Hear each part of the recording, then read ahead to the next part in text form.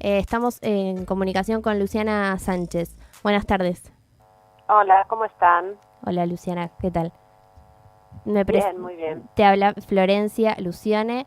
Estamos con Nazareno. Bueno, queríamos hacerte algunas preguntas y que nos cuentes un poco el estado del proceso del juicio.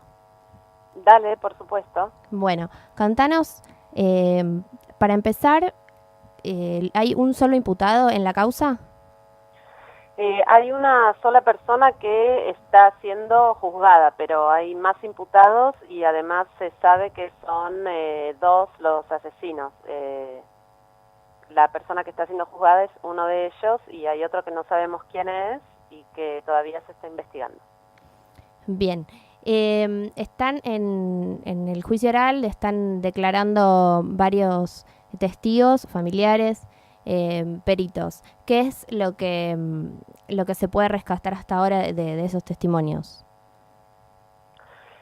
Bueno, fueron testimonios muy intensos, muy sensibles, como bien decís, quienes han declarado hasta ahora son básicamente los testigos de cargo, los que tienen que ver con la acusación, todavía no declaró ninguno de los testigos de la defensa, si bien el perito que declaró, que es quien hizo la autopsia, bueno, no es de ninguna parte, no es como de oficio. Pero bueno, su informe fue muy contundente respecto de cómo se habían producido los distintos hechos eh, del ataque que resultó en el asesinato de Diana. Así que fue un testimonio muy importante, muy duro y muy prolijo. La verdad es que la experiencia del doctor Cohen, que es el forense que hizo la autopsia, es impresionante. Tiene más de 16.000 autopsias hechas.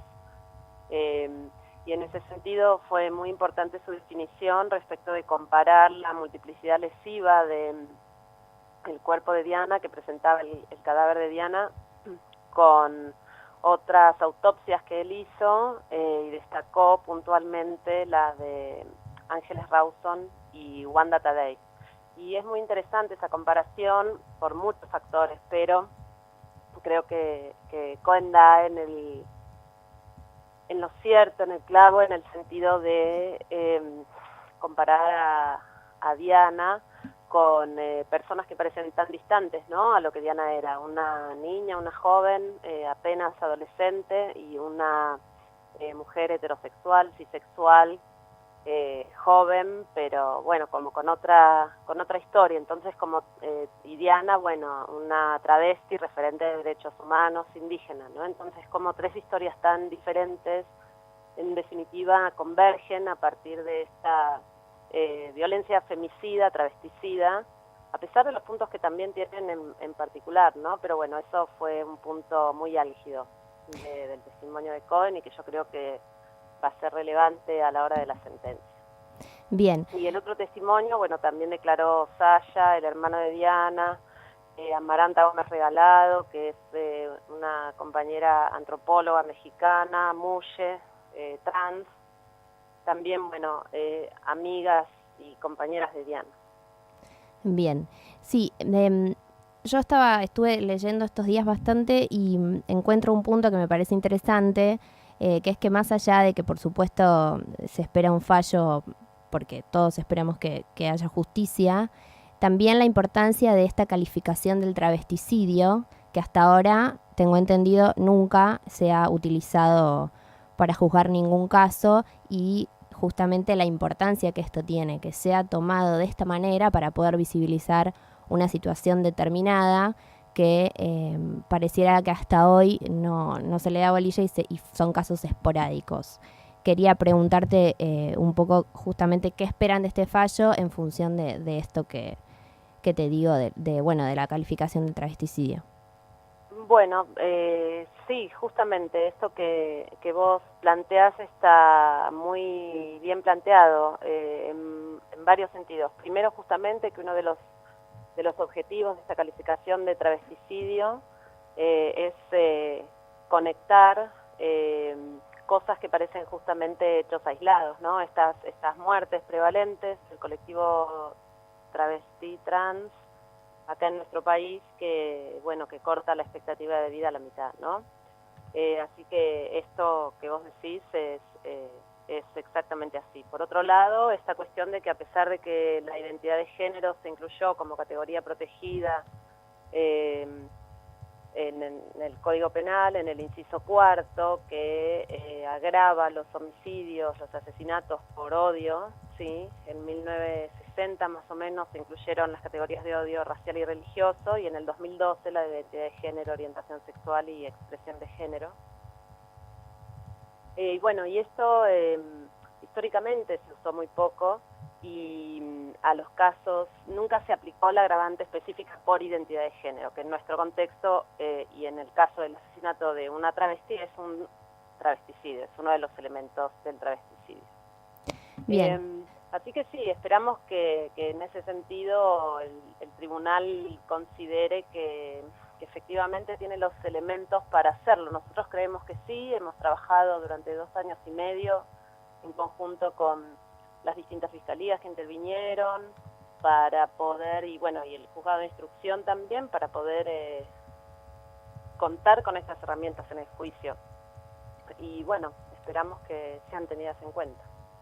Bien, hablabas recién de la expectativa de vida y me gustaría preguntarte, yo lo sé, pero para que lo sepa también la audiencia, ¿cuál es la expectativa de vida?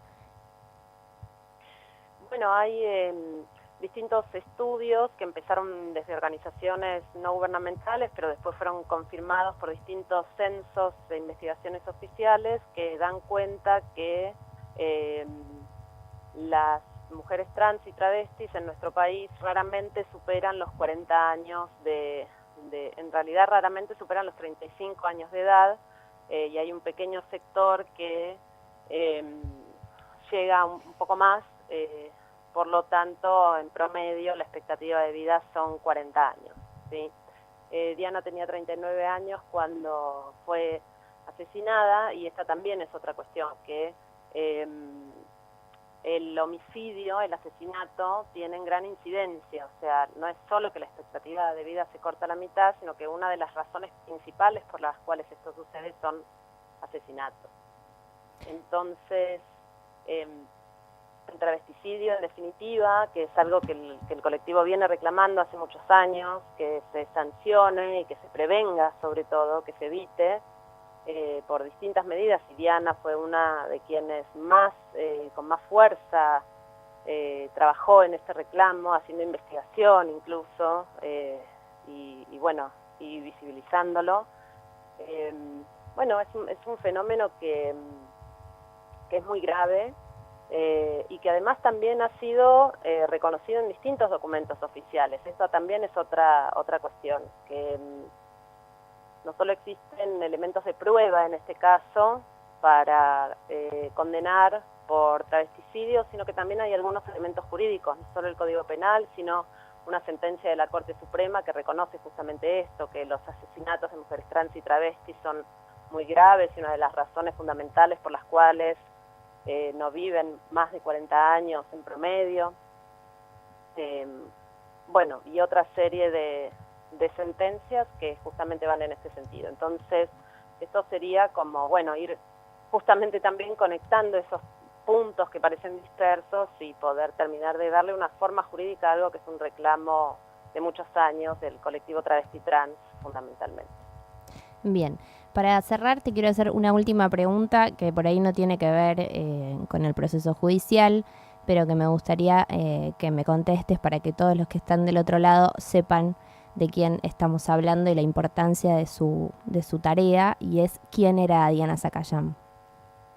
Bueno, Diana Zacayán es una referente de derechos humanos que tiene una larga trayectoria de 30 años de militancia, y digo esto porque Diana militaba justamente desde muy niña su identidad travesti trans. Justamente esta era una de las cosas que contaban el otro día sus compañeras de colegio, que también eran sus compañeras de militancia en el momento en el que fue asesinada, ¿no? Esto es muy importante también, nos habla de una persona con vínculos de muchos años. Así que Diana es eso, una persona amorosa, una referente muy brillante, muy comprometida, y bueno, y lamentamos mucho su pérdida. Bueno, Luciana, agradecemos muchísimo tu tiempo. Hacía bastante que queríamos hablar con vos en este programa y tocar este tema. Te agradecemos y bueno, esperamos que se haga justicia por Diana y que todos los movimientos consigamos mayores derechos y el reconocimiento de estos. Gracias. Totalmente. Muchas gracias a ustedes y bueno, los esperamos ahí en las audiencias que faltan. Un abrazo grandote. Gracias, un abrazo.